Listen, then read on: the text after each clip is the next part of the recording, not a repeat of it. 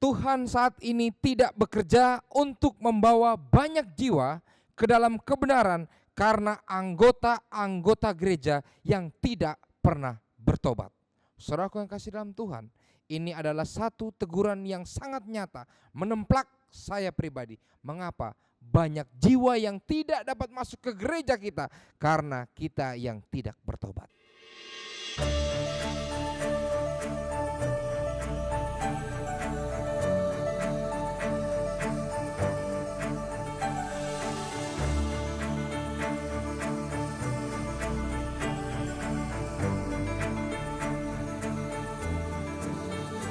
Shalom saudara-saudara yang kasih dalam Tuhan.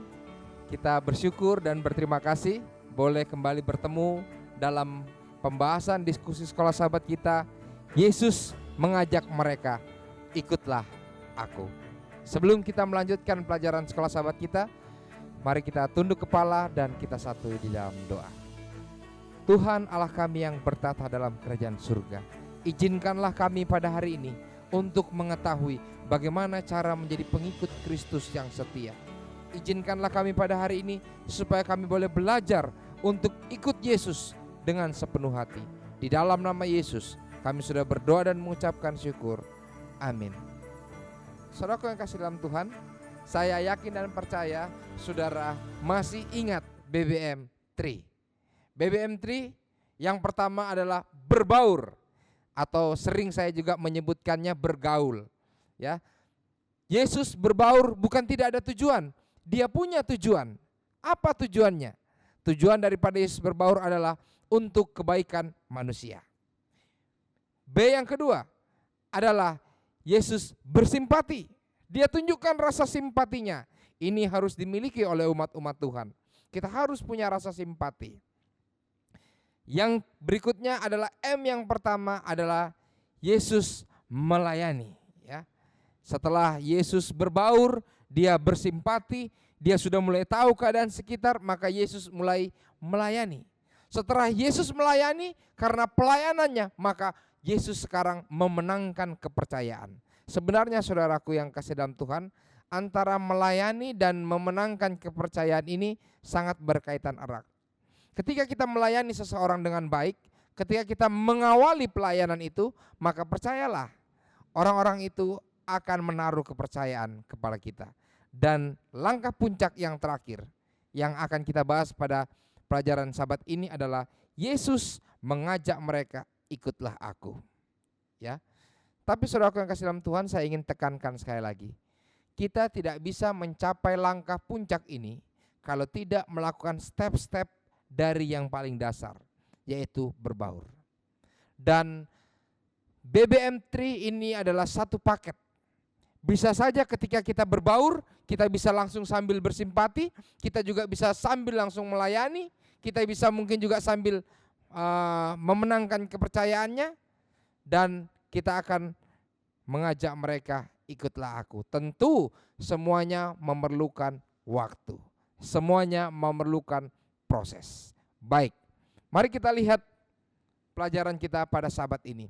Saya ingin langsung kepada titik pusat pelajaran sekolah sahabat pada sahabat ini. Di slide ditunjukkan tulisan daripada Nyonya White di dalam Testimonies for the Church jilid 6 halaman 371. Dituliskan demikian. Saudara bisa melihat dalam slide, saya akan bacakan.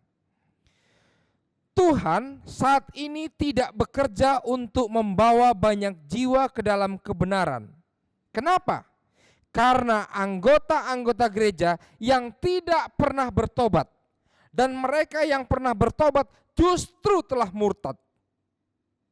Apakah pengaruh anggota-anggota yang tidak kudus ini miliki terhadap yang baru bertobat?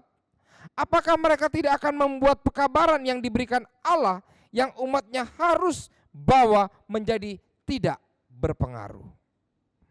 Saudaraku yang kasih dalam Tuhan, bagi saya pribadi tulisan Roh Nubuat ini benar-benar bukan saja menemplak, tapi menempeleng. Jangan-jangan ada banyak jiwa yang tidak datang ke gereja ini karena saya sebagai pendeta. Jangan-jangan ada banyak jiwa yang tidak datang ke gereja ini karena Anda sebagai majelis ataupun Anda sebagai pemuda-pemudi dalam gereja ini tidak menjadi terang. Kenapa demikian? Kita yakin dan percaya kita ini dipanggil oleh Tuhan untuk menjadi jembatan. Jembatan. Sekolah Sahabat kita mengulang-ulang menjadi jembatan. Ya, menjadi jembatan. Ketika Allah berbicara kepada manusia, menyentuh hatinya, Yesus berbicara melalui alam, melalui pekerjaan pemeliharaan atas alam, melalui pengaruh Roh Kudus, bahkan melalui orang-orang saleh dan firman-Nya. Kita ini jembatan, saudaraku. Jembatan. Sekarang coba bayangkan, seandainya ini ada jalan, ini ada sungai ya, ada sungai. Lalu di sini ada satu tempat dan sini ada satu tempat. Ingat, sesuai dengan tulisannya Nyonya White tadi, Allah tidak memberikan jiwa-jiwa ke dalam gereja ini karena banyak anggota yang tidak bertobat. Bahkan yang bertobat malah murtad. Dan ingat, kita adalah jembatan. Seandainya jembatan ini rusak, kita adalah jembatannya, rusak. Bayangkan orang yang mau jalan dari sisi sebelah ke sebelah sana, dia lihat, aduh, jembatannya aja rusak. Bagaimana saya akan selamat ke arah yang sebelah? Atau mungkin dia bilang, waduh, bagaimana? Toh sama saja. Tidak ada bedanya, di sini dan di sana sama aja. Lihat aja, jembatannya ada yang rusak. Saudara yang kasih dalam Tuhan, banyak juga mungkin orang-orang berkata, buat apa pindah dari gereja A ke gereja kita? Toh sama saja, orangnya sama, nggak ada bedanya. Inilah saudaraku yang kasih dalam Tuhan. Sering kali kita sebagai umat-umat Tuhan sudah menjadi batu sandungan bagi orang lain. Sehingga sulitnya kita memanggil orang untuk mengikut Yesus dengan cara yang benar. Sulit. Saudara yang kasih dalam Tuhan, lebih jauh lagi. Saya ingin kita membaca Matius 5 ayat 16. Matius 5 ayat 16. Saya ingin ulangi sekali lagi. Saudara yang kasih dalam Tuhan yang mendengarkan pekabaran ini, tujuan saya menyampaikan Sekolah Sahabat ini bukan menemplak anggota saya, tetapi menemplak saya secara pribadi. Matius 5 ayat 16 mengatakan demikian. Demikianlah hendaknya terangmu bercahaya di depan orang, supaya mereka melihat perbuatanmu yang baik dan memuliakan Bapamu yang di surga.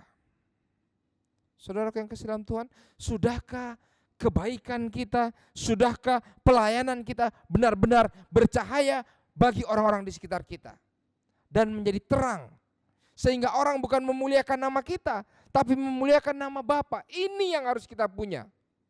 Ini yang harus kita punya. Kadang-kadang kita ketika mendekati seorang simpatisan ya, kita baik-baikin, kita kasih tumpangan ke gereja, kita mungkin berbagi sembako dan lain sebagainya. Lalu ketika dia jadi anggota, kita mulai cuek sama dia. Selamat Sabat pun sudah tidak. Lalu ketika ada masalah, keluarlah wujud asli kita. Ini yang mengerikan, sehingga orang yang dalam gereja murtad. Roh Nubuat yang menuliskan. Oleh sebab itu,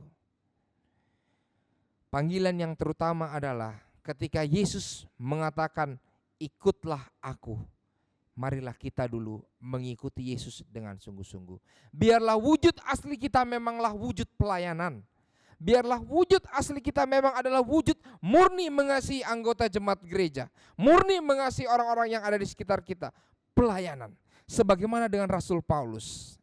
Saya mencatat di dalam pelajaran Sekolah Sahabat kita. Rasul Paulus, metode yang digunakan oleh Rasul Paulus dalam Kisah Rasul 26, Kisah Rasul 26 ayat 11 sampai 27. Dituliskan itu adalah cerita bagaimana Paulus ditangkap dan dia memberikan kesaksian tentang dirinya kepada Raja Agripa. Ya, saya coba membaca teks yang saya buat. Saudara kasih Tuhan, saudara boleh mengambil teks ini dalam website kami. Di slide ditunjukkan www.gerejaadventdhi.org. Rangkuman ini murni saya ambil dari Sekolah Sahabat kita, tidak ada saya tambahkan ataupun saya kurangkan. Kisah Rasul 26 ayat 11 sampai 27. Paulus memulai dengan bagaimana ia dahulu sebelum mengenal Tuhan. Kemudian dia menyampaikan tentang pengalaman pertobatannya di Damsyik. Dan selanjutnya Paulus menyampaikan apa yang Allah telah lakukan dalam hidupnya sejak itu. Dan ia membuat panggilan. Kalau saya sistematiskan, ya, mungkin ada beberapa step. Step yang pertama adalah Paulus menceritakan bagaimana dia dahulu. Step yang kedua adalah Paulus menyampaikan bagaimana peristiwa pertobatannya di Damsyik. Saya akan coba detail di yang kedua ini. Lalu yang ketiga adalah apa yang Paulus lakukan semenjak menerima Tuhan. Dan yang keempat, Paulus memanggil Raja Agripa. Walaupun kalau kita baca memang Agripa mengatakan hampir-hampir saja aku terikut atau terbujuk dengan apa yang dikatakan oleh Paulus. Walaupun kita tidak tahu apakah Raja Agripa bertobat atau tidak, saya tidak tahu. Tapi yang pasti 4 langkah ini dapat juga kita miliki. Kita menceritakan kepada orang-orang bagaimana kita sebelum mengenal Yesus. Lalu kita menceritakan juga bagaimana kisah kita bisa bertobat. Lalu yang ketiga, kita menceritakan bagaimana kehidupan kita saat ini. Baru yang keempat, kita memberikan panggilan. Kita memberikan panggilan. Saya mau fokus coba kepada Paulus. Kita tahu bersama ceritanya dalam Kisah Rasul pasal 9. Kisah Rasul pasal 9. Waktu itu Paulus masih dikenal dengan nama Saulus. Dan dituliskan bahwa Saulus ini dia berkobar-kobar hati Saulus untuk mengancam dan membunuh murid-murid Tuhan. Ia menghadap imam besar, ayat 1, Kisah Para Rasul 9 ayat 1. Dan meminta surat kuasa daripadanya untuk dibawa kepada majelis-majelis Yahudi di Damsyik, supaya jika ia menemukan laki-laki atau perempuan yang mengikuti jalan Tuhan, ia menangkap mereka dan membawa mereka ke Yerusalem. Coba saudara perhatikan. Kisah Rasul 9 ayat 1 sampai 2 menceritakan bagaimana Paulus dia mengejar pengikut-pengikut Yesus pada waktu itu. Lalu dia mulai membunuh, bahkan dia memenjarakan mereka. Tetapi ketika berada dalam perjalanan di Damsyik untuk membunuh, melenyapkan, menyiksa umat-umat Tuhan, mata Paulus dibutakan. Ketika mata Paulus dibutakan, Paulus mendengarkan suara, Saulus, Saulus, mengapa engkau menganiaya aku? Lalu Saulus bertanya, siapakah engkau? Dan Yesus berkata, akulah. Dan Tuhan berkata, suara itu berkata, akulah Yesus yang kau aniaya itu. Tetapi bangunlah dan pergilah ke dalam kota. Di sana akan dikatakan kepadamu apa yang harus kau perbuat. Dan ketika itu mata Paulus menjadi buta. Saudara yang kasih dalam Tuhan, coba kita pikirkan baik-baik. Kenapa Paulus menganiaya orang-orang, umat-umat yang percaya kepada Yesus pada saat itu? Kenapa? Apakah dia hanya benci begitu saja? Apakah dia hanya ingin aja membunuh? Tidak. Paulus sedang melaksanakan ibadahnya dalam tanda kutip pada waktu itu. Dia percaya waktu itu dengan menista, dengan membunuh, dengan mencederai umat-umat Tuhan. Dia beranggapan bahwa dia sedang melakukan tugas keagamaannya pada waktu itu. Dia sedang beribadah menurut dia pada waktu itu. Tetapi ketika dalam perjalanannya di Damsyik, dia dibutakan. Lalu dia tanya, siapa engkau? Aku ini yang engkau aniaya, Yesus. Yang menarik adalah di saat yang sama, Ananias yang akan mendoakan Paulus sehingga Paulus dicelikan matanya, mendapatkan penglihatan juga. Kisah Rasul 9 ayat 15 menuliskan demikian. Pergilah, nanti di slide saudara akan baca ada tanda kurungnya biar kita mudah mengerti. Pergilah Ananias, saya tambahkan ini, Ananias. Sebab orang ini dalam kurung Paulus adalah alat pilihan bagiku untuk memberitakan namaku kepada bangsa-bangsa lain serta raja-raja dan orang-orang Israel.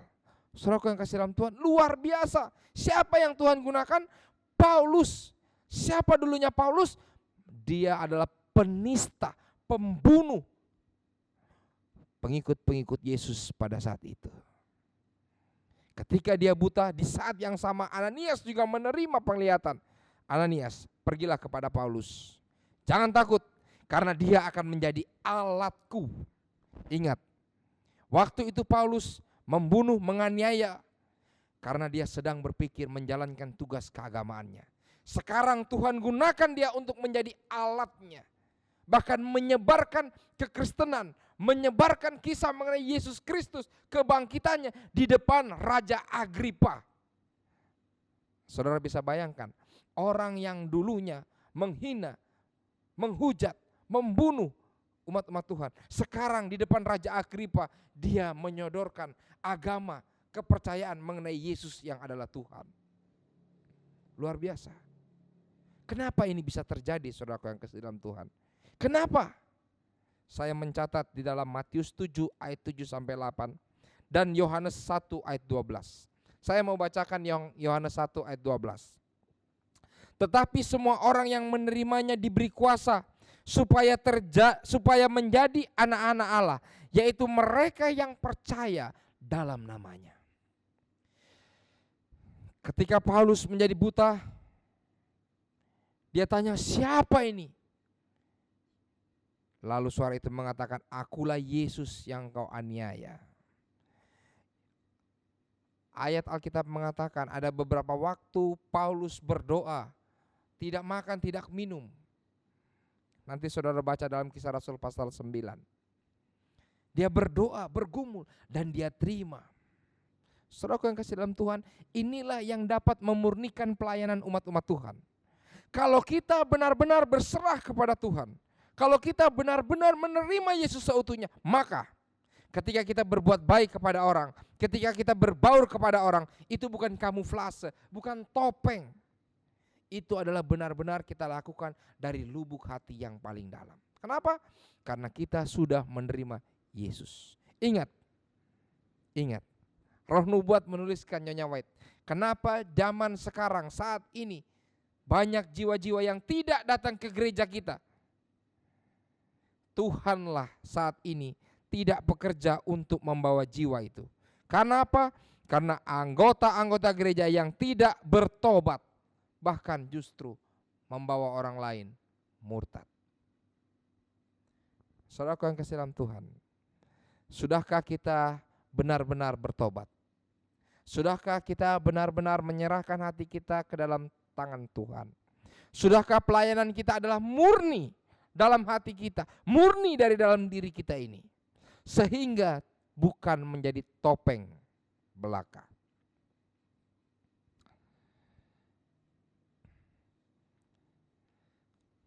Saudaraku yang kasih dalam Tuhan, dalam Lukas 19 ayat 10, Markus 1 ayat 7 dan Lukas 9 ayat 2 menunjukkan pada kita bahwa Yesus datang untuk mencari dan menyelamatkan kita. Ia juga ingin kita semua melakukan tugas amanat agung itu untuk menjadi penjala manusia. Maukah kita menjadi jembatan yang baik? Agar jangan sampai orang bilang, aduh jembatannya rusak, aduh jembatannya jelek. Apa bedanya saya di sini dan di sana? Jembatannya aja nggak meyakinkan. Memang betul saudara-saudara yang kasih dalam Tuhan, bahwa ya di pelajaran sekolah sahabat kita juga ada dituliskan bahwa memang Roh Kuduslah yang membuat seseorang menerima panggilan Yesus. Saya mencatat demikian dari sekolah sahabat kita. Meskipun kita bisa dengan penuh doa dan kasih mengarahkan mereka kepada Yesus, kita tidak bisa melakukan peran Roh Kudus yang satu-satunya dapat membawa keyakinan dan pertobatan. Ini Sekolah Sahabat mengatakan, memang pertobatan itu adalah peran Roh Kudus. Namun demikian, kita bisa menjadi saluran yang kuat yang menolong orang-orang untuk mengenal suara Yesus. Suara Yesus. Saudara kekasih dalam Tuhan, sudahkah suara kita? Sudahkah tindak tanduk kita? Sudahkah pelayanan kita memang benar-benar merefleksikan Yesus? Matius 5 mengatakan yang sudah kita baca tadi. Demikianlah hendaknya terangmu bercahaya di depan orang, supaya mereka melihat perbuatanmu yang baik dan memuliakan siapa? Bukan memuliakan saya, bukan memuliakan gereja, bukan memuliakan ketua-ketua, tetapi memuliakan Bapa kita yang di surga. Biarlah melalui pelajaran Sekolah Sahabat ini, kita diingatkan selalu, kita setia kepada Tuhan. Yesus memanggil mereka, ikutlah aku. Yesus memanggil Paulus. Sekarang ini juga Yesus memanggil kita semua. Ikutlah Tuhan dengan sungguh-sungguh. Bertobatlah dalam hati kita yang paling dalam. Sehingga tidak menghalangi jiwa-jiwa yang lain yang Tuhan akan kirimkan ke dalam gereja kita. Tuhan memberkati kita semua. Mari kita tunduk kepala dan satu di dalam doa. Ya Tuhan Allah kami yang bertahta dalam kerajaan surga, kami sudah sampai dalam puncak BBM Tree, bahwa Yesus ketika hidup di dunia ini berbaur untuk kebaikan manusia.